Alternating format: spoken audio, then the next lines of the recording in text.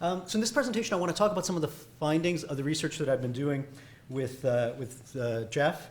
And I hope to do that in a way that will set the stage for some of the discussion to come over the next couple of days.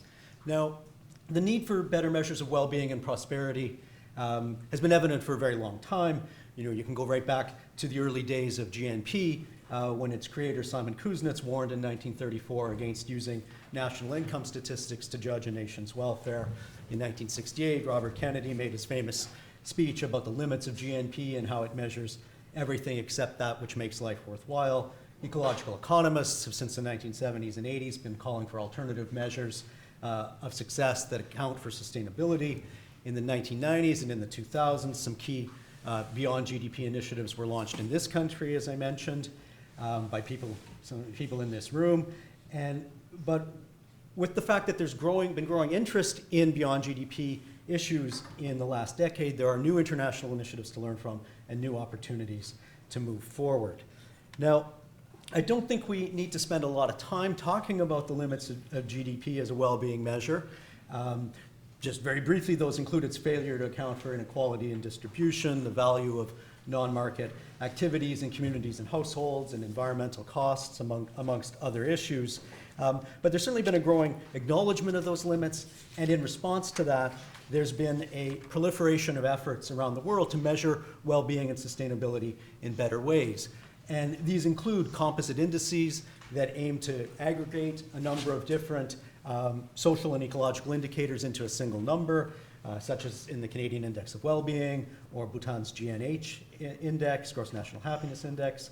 There are measures that try to adjust GDP to incorporate a wider range of economic, social, and environmental costs and benefits. And the Genuine Progress Indicator works on that model roughly.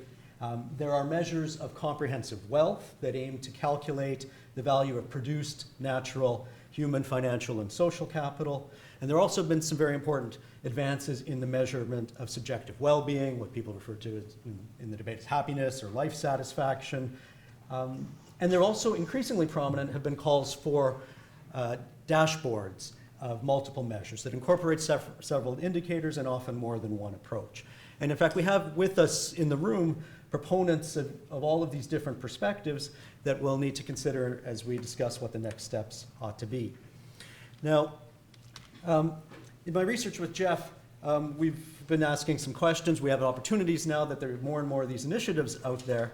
And we've been asking what are the policy and political impacts been of Beyond GDP measurement in practice? What possibilities for transformative approaches to governance have such initiatives revealed?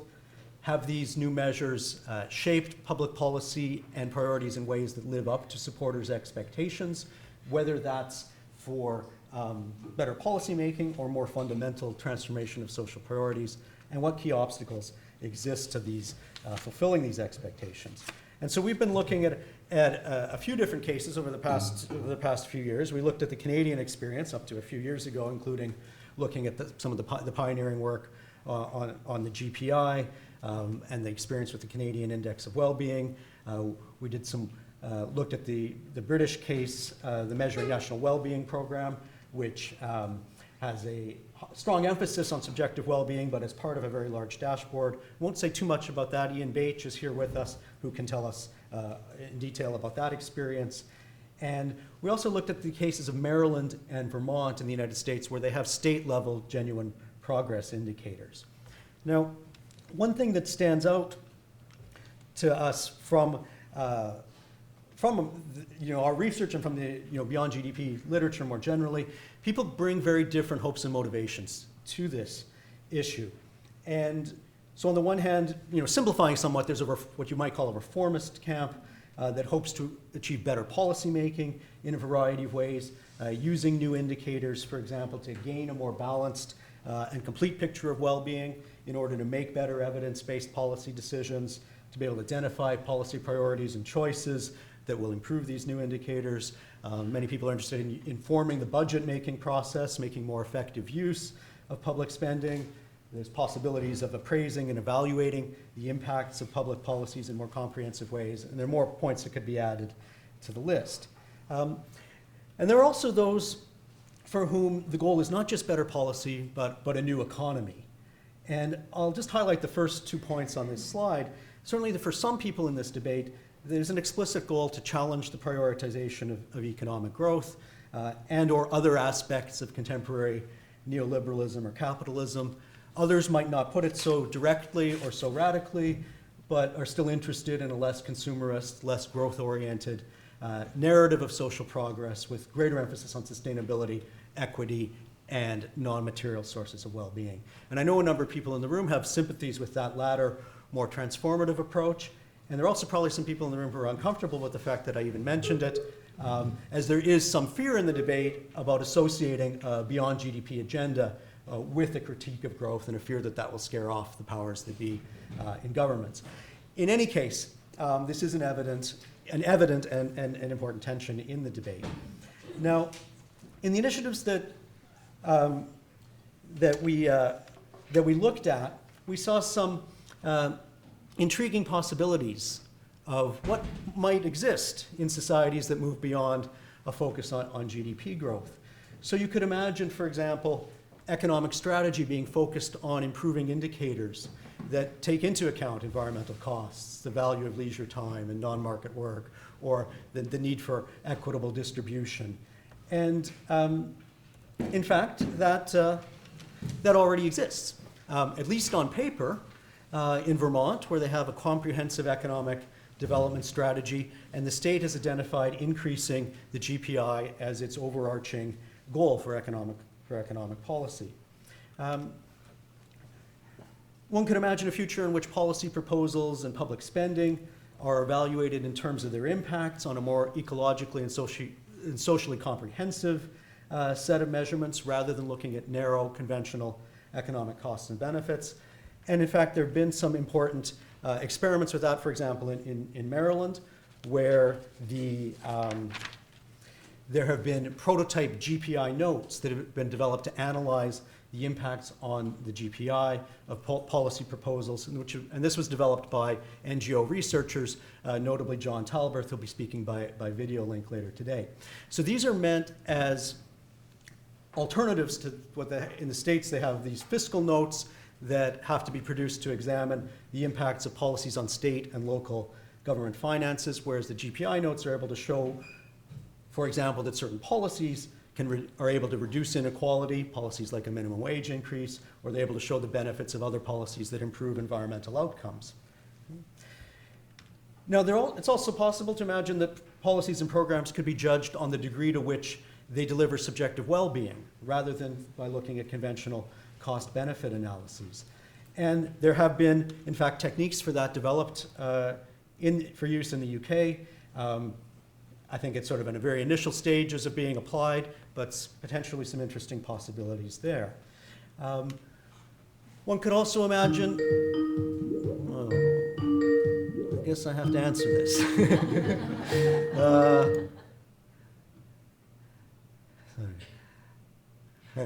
Okay. Let me get back to the slides. Okay. Sorry. No problem. Okay, so we could imagine, for example, that ensuring a stable level of employment, avoiding boom-bust cycles, could take precedence, and also reducing poverty and inequality could take precedence over seeking to maximize economic output. And that, in fact, was one of the recommendations of an all-party parliamentary group on well-being economics in the UK, composed of MPs from a variety of different parties, the recommendation in light of the evidence on well-being. And also, instead of highlighting per capita GDP, a new cultural narrative could celebrate high levels of life satisfaction, environmental quality, and the way in which people take care of each other in communities. And I think that change in social narrative is actually one that's being promoted by the Quality of Life Initiative here in Nova Scotia. I think Danny Graham from Engage Nova Scotia may say more about that in his talk tomorrow. So I think these Beyond GDP initiatives in many places, they can be important for opening some space for debate about society's overall goals. But I think the discussions so far have yet to significantly change policies and social priorities, certainly in the cases that we've looked at and some others in the literature, although perhaps that's not the full extent of the picture. But certainly in Vermont, we were surprised that we could actually find no evidence that the GPI has led to different policy choices, even though there was this major symbolic boost of having the state define its development goals in terms of increasing the GPI. I think apart from the more transformative possibilities, it can often be hard to find any evidence of any direct impacts on policy, what researchers sometimes refer to as instrumental use. I think the UK is perhaps a partial exception of that, with maybe some examples. The one can note, for example, there's been a greater prioritization of mental health and loneliness as policy issues, and Ian may perhaps have some other examples to talk about. But I think much more evident than actual use in policy so far has been political use, people using the information that these indicators give as ammunition in political arguments to defend and advocate policy positions. We've certainly seen many examples of that.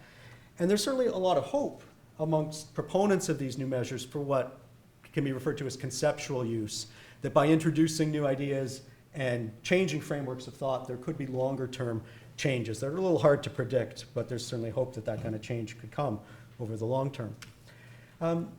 Now, broadening the scope a little bit to the global level, there certainly has been a number of a widening the range of measures that have been used to assess well-being and sustainability and prosperity around the world. There have been national initiatives from Bhutan to New Zealand to the United Arab Emirates. We're going to hear about the first two of those later today. There have also been some very important international initiatives at the EU and the OECD levels, new developments in recent years, such as the World Happiness Report. And again, some presentations, later presentations may elaborate on those initiatives. And then we also have the relatively recent Sustainable Development Goals and the indicators that go with them, which represents a global commitment to a set of at least mostly beyond GDP objectives, although GDP is still part of that. Now, how to assess all of this? Well, you could reach the conclusion that because of all these different initiatives and measures that are out there, that we've reached the end of the GDP-only world. That was a conclusion reached by the former top civil servant in Britain a few years ago. Yet, despite all these measures that now exist alongside GDP, I think it's hard to avoid the conclusion that we still haven't dethroned GDP from its dominant place in decision making. Now, there's quite a long list of obstacles and challenges to both the reformist and transformative visions. I won't go into all of it. Things that range from data availability challenges to resistance and inertia of various kinds. But a few things to highlight. One of the things that was maybe a little surprising to us, some of these initiatives end up having surprisingly low public profile. In Maryland, for example, even though there's a state-level GPI, we found very little public discussion. Sometimes these initiatives are known to a select few, some academics, some social activists, maybe a few people in government, but perhaps not even many of the policymakers being aware of them. So there's a risk that these measurements might be produced but ignored, and that's one challenge. Even when these measurements have a higher profile, the government commitment to them is often low. In the case of Canada, there's really no commitment yet that's been made, although there are some grounds for optimism. There are some discussions about where things may be going forward, and which we'll talk about a little bit more in the next couple of days. In the case of Vermont, there was actually legislation establishing a genuine progress indicator, but there was no actual financial support for its calculation, which raises questions about whether it will continue. Some of the policy applications they aim to look at haven't been explored. In the case of, I think in the case of the UK, it's been a much higher profile initiative. In many ways has gone further, but still hasn't become the overarching state goal, as Ian will probably discuss. Now, one of the other issues that we came across early in the research was what you might call the indicator's fantasy, or the naive rational positivist view. The idea that simply calculating the new indicators will lead to policy impacts or transformative change because now we have this new information. Now, I think many people realize it's not as simple as that, and many people are acknowledging the need to work to embed these indicators in the policymaking process if they are to have a significant impact. And I hope that we'll hear some examples of places that have been doing that. One other challenge, as I've touched on, there's many different Beyond GDP initiatives. There's a risk of a cacophony of different signals with no clear winner among them. Now, some people might object to that point and argue that there is a clear winner. There are clear winners. Some people may argue that some of these measurements have proven their merits over others, but I think that's something we can certainly discuss. And there's also certainly multiple agendas at play. This is an issue that brings diverse groups of people to the table, with interests ranging from, as I mentioned, challenging the growth paradigm to wanting to see a greater focus on mental health. I think this is a strength in terms of drawing many people to the issue, but also in some ways a challenge in terms of developing a coherent message and agenda. And indeed, this workshop, I think, is a microcosm of those challenges and hopefully some of the benefits of trying to juggle those multiple agendas. So just to conclude briefly, I think the Beyond GDP agenda is one with a great deal of potential for better policymaking and also potentially for even more transformative change. I think it's an agenda that's seen some very significant advances in recent years, and yet at the same time, it's still, that potential is still quite some way from being fulfilled. And certainly one lesson from our research is that the road beyond GDP is a long one. Now, of course, the cases that we've studied are not the only ones out there, and I hope that we'll be hearing more about these other international Canadian initiatives, in which I hope will offer some answers to some of the limitations and challenges that I've mentioned. Thank you.